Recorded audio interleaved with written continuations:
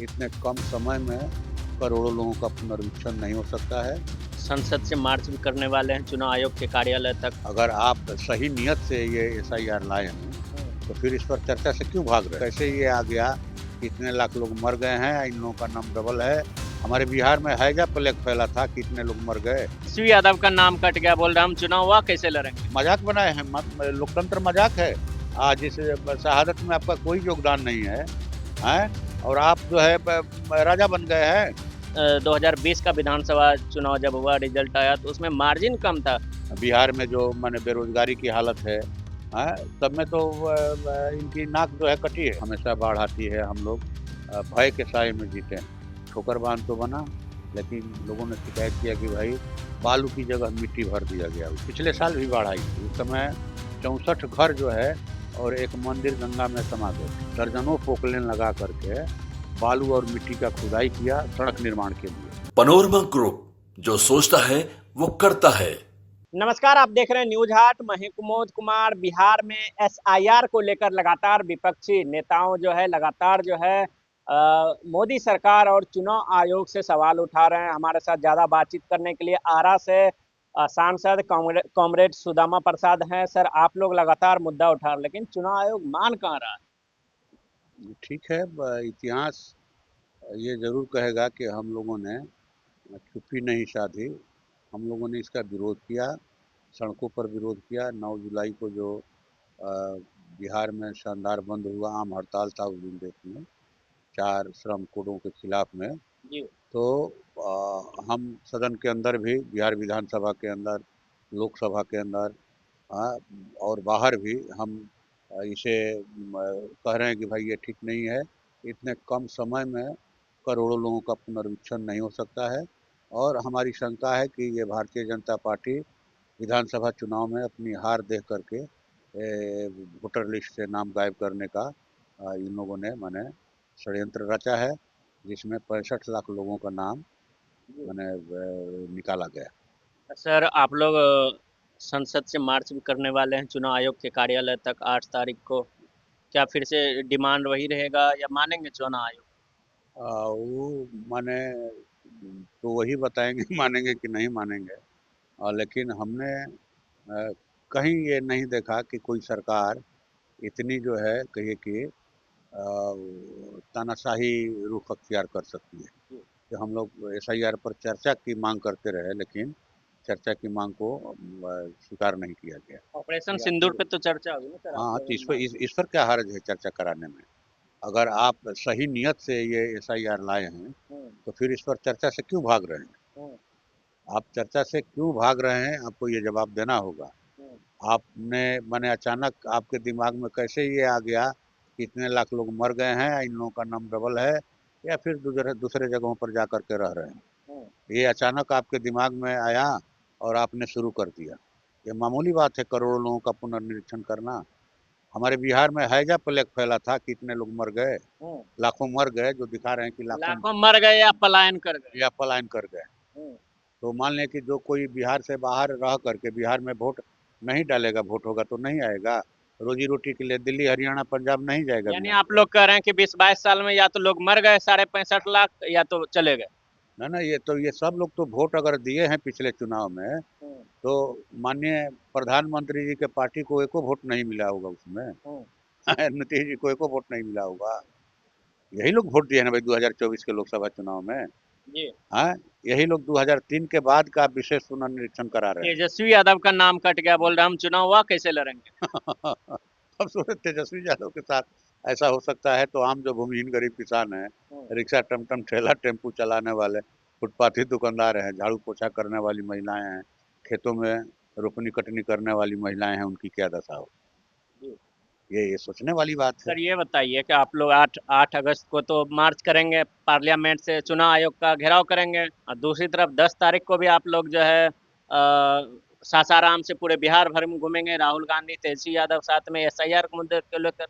हाँ बिल्कुल, लोगों को जागरूक किया जाएगा और बताया लेकिन सर, जाएगा। नाम तो कट गया, क्या जागरूक करेंगे आप? बिल्कुल, नाम कैसे काट दीजिएगा, वो वोटर लिस्ट है ना हमारा पहले। जी। अगर वो आदमी जिंदा है, इसीलिए हम लोग चुनाव आयोग के सामने भी ये मैंने रखा, मैंने मतलब जगाने निकलेंगे 10 तारीख को आप। बिल्कुल।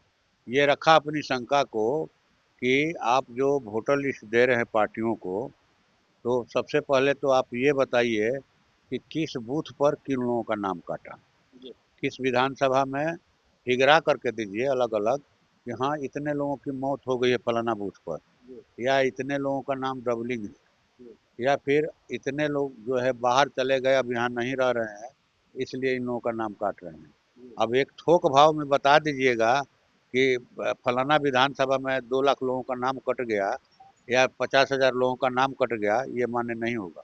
आपको बूथ वाइज देना होगा, और जो बूथ आप वोटर लिस्ट पार्टियों को दे रहे हैं, प्रिजाइडिंग ऑफिसर वही वोटर लिस्ट लेकर के जा रहे हैं, माने बूथ पर इस बात की आपको गारंटी करनी होगी जी कि सेम वोटर लिस्ट होना चाहिए, नहीं तो आप सब दिखा रहे हैं ऊपर से। अब उल्टी खबर हम लोग सुन रहे हैं कि वोटर लिस्ट तो पहले ही तैयार हो गया है बिहार का, जी पहले ही तैयार हो गया है।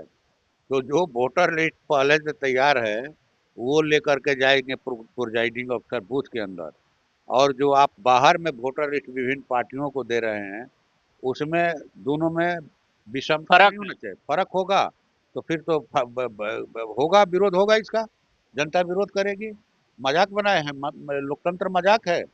जिस आज़ादी के लिए मैंने लाखों लोगों ने अपनी शहादत दी, आज जिस शहादत में आपका कोई योगदान नहीं है, हैं, और आप जो है राजा बन गए हैं। लोकतांत्रिक तरीके से देश चलाइए, राजा महाराजा की तरह लाठी से हाँकिएगा तो जनता तो विरोध करेगी। लेकिन तेजस्वी यादव आपके पार्टी के लोग और गठबंधन के लोग बोल रहे हैं कि 20-30 हजार हर विधानसभा में वोट काटे गए हैं। दूसरी तरफ जो है, जब 2020 का विधानसभा चुनाव जब हुआ, रिजल्ट आया तो उसमें मार्जिन कम था। कहीं ये आप लोग लगा रहे हैं कि ये साजिश तो नहीं है? बिल्कुल षड्यंत्र कर रहे हैं ये लोग, अपनी हार देख रहे हैं। हमने कहा कि जनता के बीच में इनकी साख बुरी तरह से प्रभावित हुई है, भ्रष्टाचार के मामले में, बिहार में जो विधि व्यवस्था की स्थिति है, बिहार में जो माने बेरोजगारी की हालत है, हाँ, सब में तो इनकी नाक जो है कटी है, साख गिरी है। और यही कारण है कि अब जिन एजेंडों को हम लोग विधानसभा के अंदर या बाहर लेकर लड़ते थे कि भाई जो पेंशन है उसको कम से कम आप माने 3,000 कीजिए, अभी इन्होंने 400 से बढ़ाकर 1,100 किया।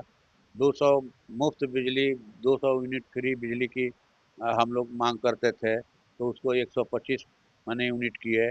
या फिर ममता का जो है ये माने बढ़ाए कि भाई जो 300 मिलता था प्रसव पर वो 600 मिलेगा, या जो है आशा कर्मियों को जो 1,000 मिलता था वो 3,000 मिलेगा।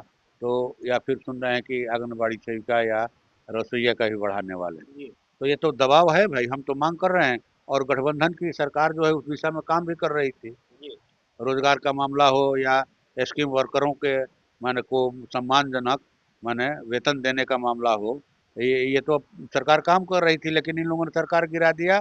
आज सब चीज जो है रद्दी की टोकरी में डाल दिया। हम्म। लेकिन अब चुनाव है तो इनके ऊपर दबाव है कि भाई ये तो गठबंधन का एजेंडा गठबंधन के घोषणा पत्र में रहेगा। और भी हम लोग दो चीज जोड़े हैं कि भाई अब मैंने हम लोग मैंने अपना राय दिए हैं कि जोड़ा जाए घोषणा पत्र में कि सरकार बनेगी गठबंधन की तो बिहार में व्यवसायी सुरक्षा आयोग का गठन किया जाएगा। इसलिए कि हम देख रहे हैं कि खूब व्यापारियों की हत्या हो रही है बिहार में। गोपाल खेमका, पटना के मशहूर व्यवसायी, गोदरेज शोरूम के मालिक की हत्या, अमरिंदर सिंह की, शंभू सिंह की हत्या उनकी भाई की छपरा में है। सुजीत शाह की हत्या फुटपाथी दुकानदार बेगूसराय। नवगछिया में किराना दुकानदार विनय गुप्ता की हत्या। 11 दिन में 13 व्यवसायियों की हत्या हुई या रोज हो रही है। अपराधी खुलेआम जो है रिवाल्वर लहराते हुए मोटरसाइकिल पर वीडियो बनाकर वायरल कर रहे हैं।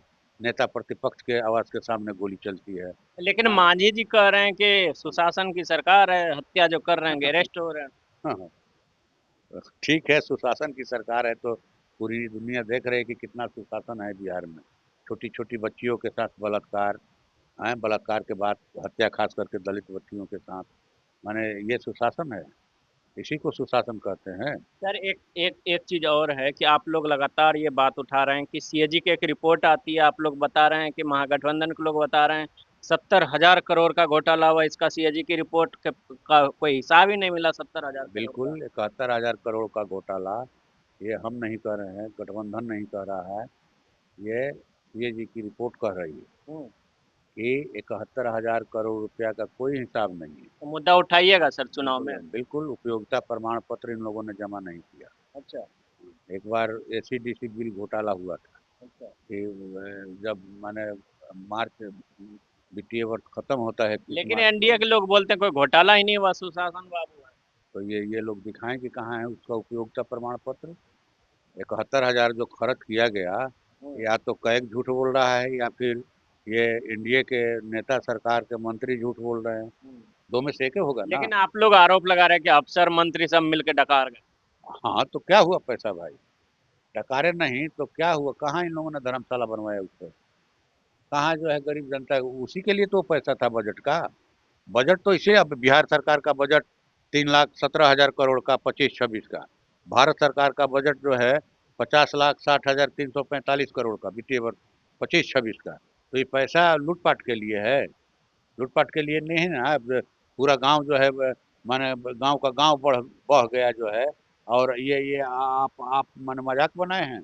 पैसा अगरबत्ती दिखाने के लिए, अडानी अंबानी को देने के लिए है कि देश के छोटे मझोले व्यवसायियों को भी वो पैसा मिलेगा, यहाँ के किसानों को मिलेगा, यहाँ के बेरोजगारों को काम मिलेगा।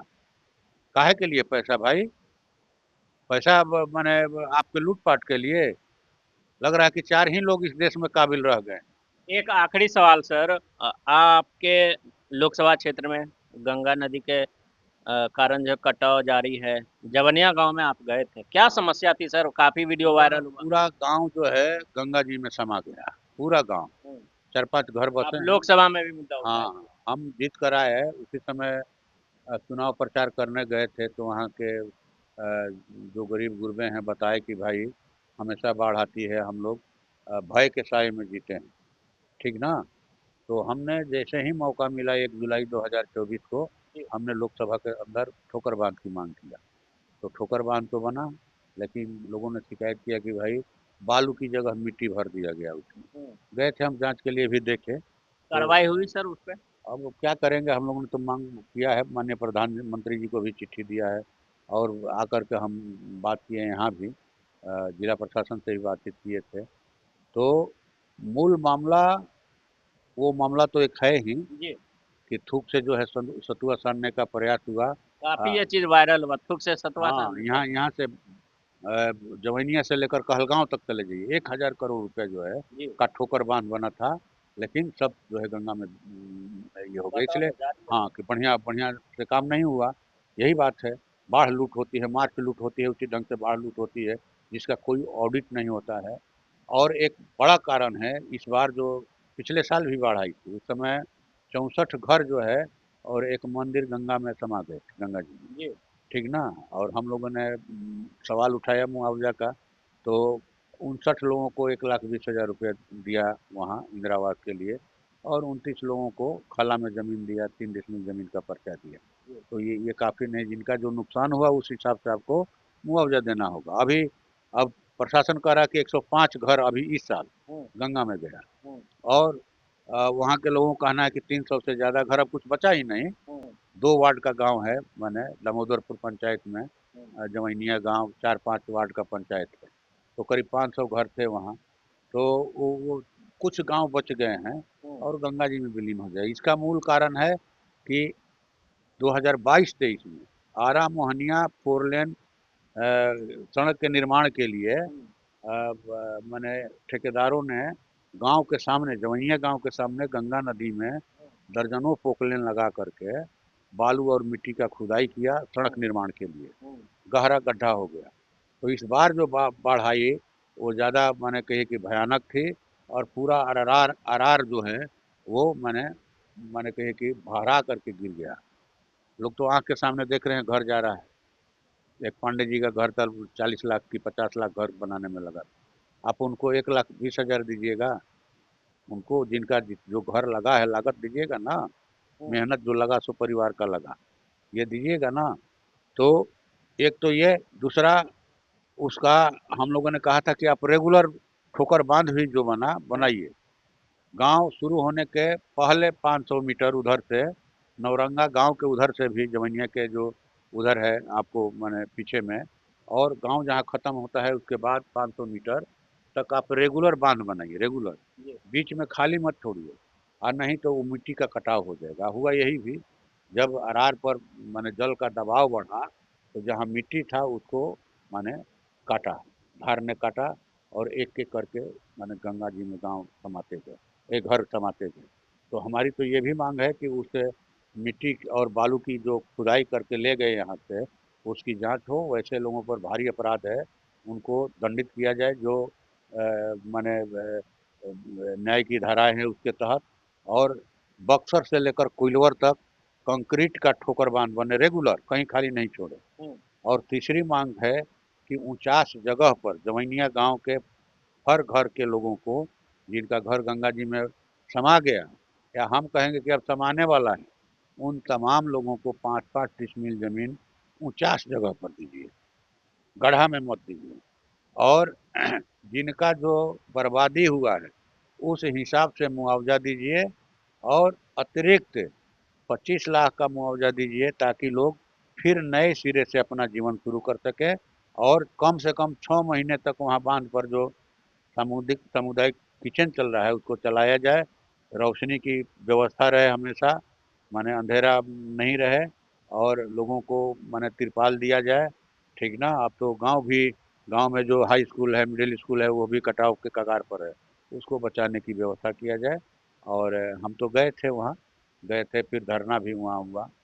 तो हमारी तो बराबर रेगुलर वहाँ के अधिकारियों से भी बात हो रही है, वहाँ के जनप्रतिनिधि हैं, गांव की जनता हैं जो कटाव पीड़ित, सबसे बात हो रही है।